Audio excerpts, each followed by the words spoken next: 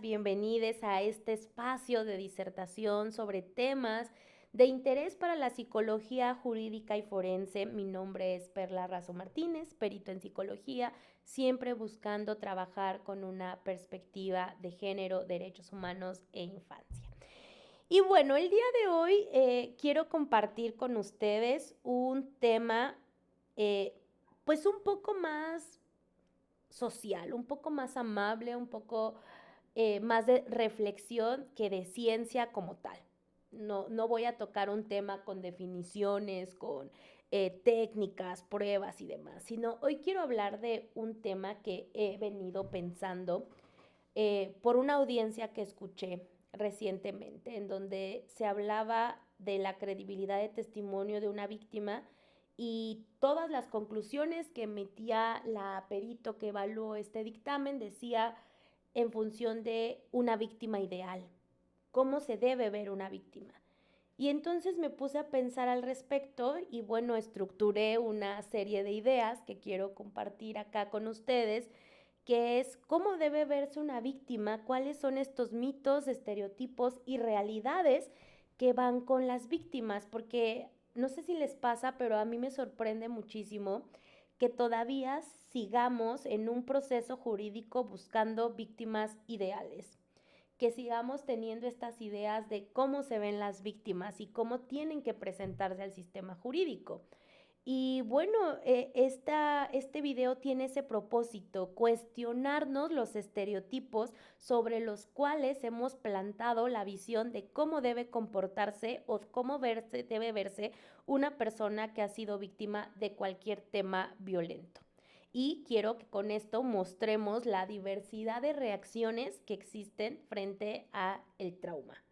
Porque al final del día, la mayoría de las evaluaciones periciales que vamos a estar teniendo nosotros, pues son con víctimas. Vamos a trabajar con víctimas que sobreviven a experiencias traumáticas.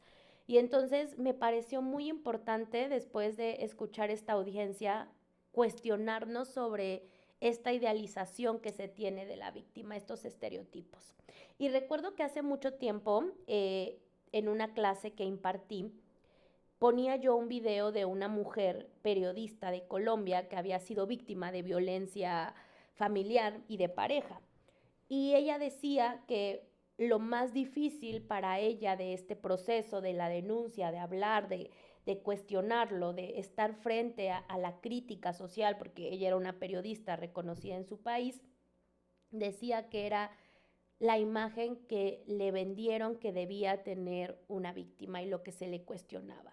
Desde por qué vienes maquillada a tu evaluación, por qué vienes tan arreglada a tu evaluación, por qué no estás llorando y sufriendo lo que te pasó, por qué no te ves de esta manera, ¿no? Y entonces, si no estás llorando, no eres víctima, si no te sientes mal, no eres víctima, si no te ves devastada, no eres víctima.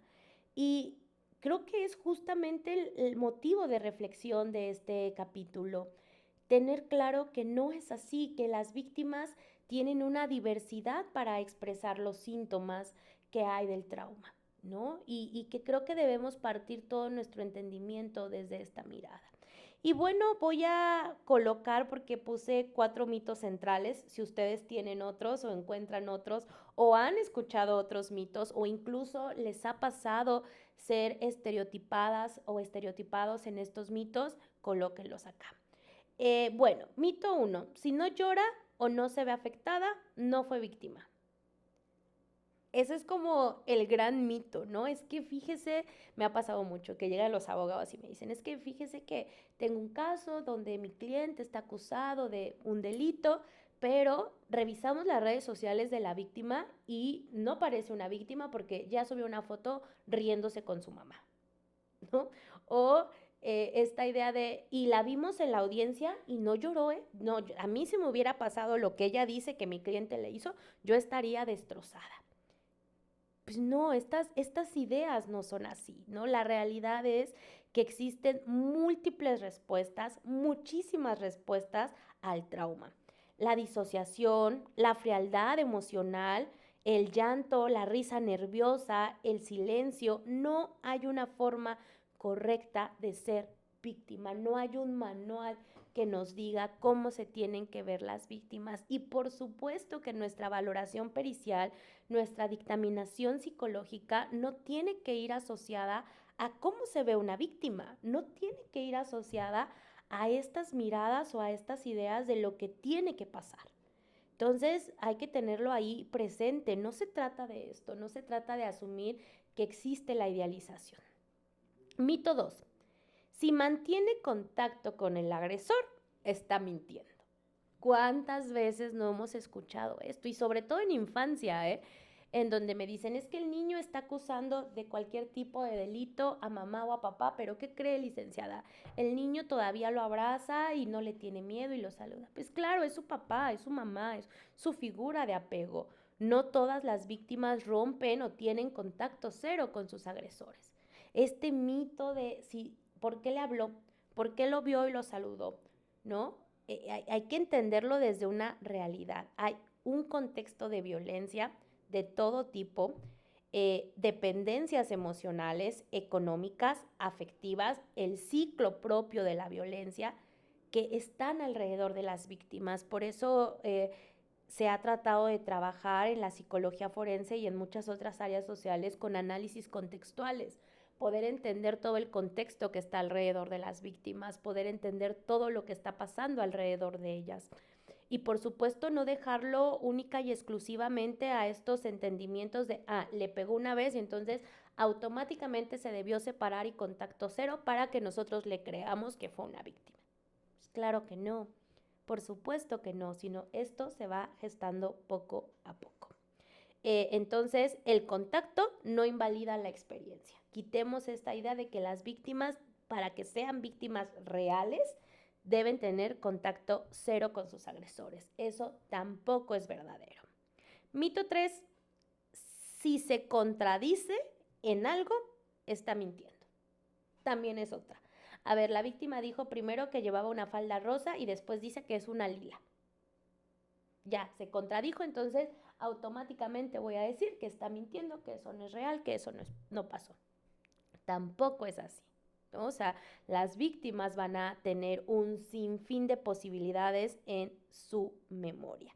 Recordemos que la memoria traumática no es lineal, hay fragmentación, hay omisiones, hay reorganización del relato, son frecuentes y esperadas. Y aquí voy a poner otro tema importante. Cuando esta agresión de cualquier tipo se dio frente a un consumo de alcohol, cuando esta agresión sucedió en un consumo de alguna sustancia que alteró la conciencia. Y entonces, como no se acuerda, no le creemos, no es víctima. Como estaba alcoholizada, no le creemos, no es víctima. Como ella voluntariamente llegó a este departamento donde fue agredida, entonces no es víctima. Todos estos mitos que están alrededor de este proceso y que me parece que seguimos buscando, ¿no? También escuché por ahí en un relato de una credibilidad de testimonio que la perita decía, este niño no fue víctima de esta agresión porque va a la escuela contento, porque no podría estar contento en la escuela si hubiera pasado esto. Y ni siquiera el contexto de la violencia se había dado en la escuela, se había dado en el sistema familiar. Y entonces esta perita decía que este niño no era víctima porque estaba contento en la escuela. Otro mito, esta idea de que si fuiste víctima ya se acabó la posibilidad de ser feliz o que si sonríes ya no eres tan víctima, que siempre debes estar triste y siempre debes estar con esta pues zozobra, con esta dificultad sintomatológica, ¿no? Y pues no, por supuesto que no es así. Mito 4 y último, se debe buscar justicia de inmediato. ¿Por qué denunció hasta ahora? ¿Por qué esperó un mes, un año o incluso adultos que recién develan la violencia que vivieron en la infancia? Entonces, como no lo hiciste inmediatamente, como no pasó ahorita en el momento preciso, ya no eres tan víctima, porque entonces por ahí pasó algo que tú estás escondiendo, que mentiste, lo que sea, ¿no? Entonces, hay que tener claro que las víctimas tienen procesos. procesos que las obligan a callar, que las obligan a ocultar, que las obligan a tratar de evadir esta realidad. Y entonces pueden ser por miedo, por culpa, por vergüenza, por desconfianza a las instituciones, por el miedo a las jerarquías de poder con sus agresores o agresoras, por simple y sencillamente porque no están listas para enfrentarse al sistema jurídico. Y entonces debemos quitar esta idea de que las víctimas, para ser víctimas, tienen que acudir inmediatamente. Entonces, hoy me pasó un evento traumatizante, yo en ese mismo momento voy y pongo mi denuncia para que me crean. Y también pasa porque me ha tocado recibir abogados decir, mire, la víctima dice que esto pasó en 2021, pero hasta ahorita 2025 puso su denuncia. Entonces, yo creo que pues no, por ahí podemos darle. Pues no, las víctimas tienen tiempo, como todos. Todos llevamos procesos y creo que la traumatización lleva un proceso muy especial, ¿no? Que va a ir acompañando de las habilidades que tenemos para afrontar, las redes de apoyo que nos acompañan, nuestro contexto, esta violencia estructural, esta violencia sistémica que está ahí, que nos está oprimiendo de manera constante. Entonces, quitémonos esa idea de que las víctimas tienen ciertas características o que hay una forma correcta en la que se deben ver las víctimas. Y bueno, hay que buscar una justicia sin estereotipos, porque esta idea de que una víctima se debe ver de una forma interfiere en la justicia, interfiere en la credibilidad que le damos a las víctimas. Y bueno, para concluir, los llamo a la reflexión, que una víctima puede parecer tranquila o devastada, puede contar su historia con claridad o de forma fragmentada, y todas estas formas son válidas.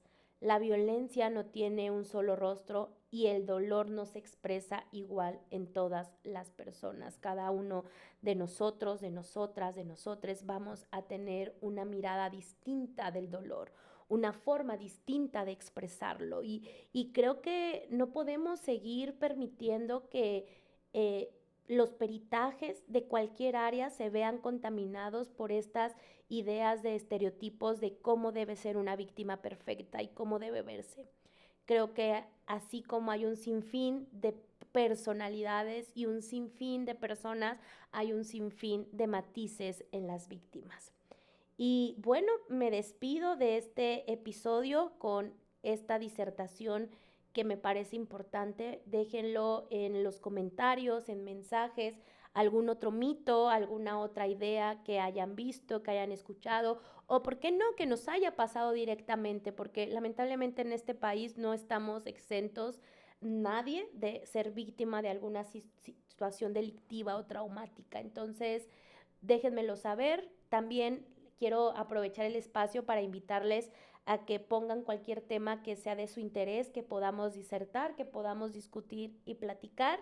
Y bueno, me despido sin antes olvidar recordarles mi nombre, Perla Razo Martínez, perito en psicología, siempre trabajando con una perspectiva de género, derechos humanos e infancia. Muchísimas gracias.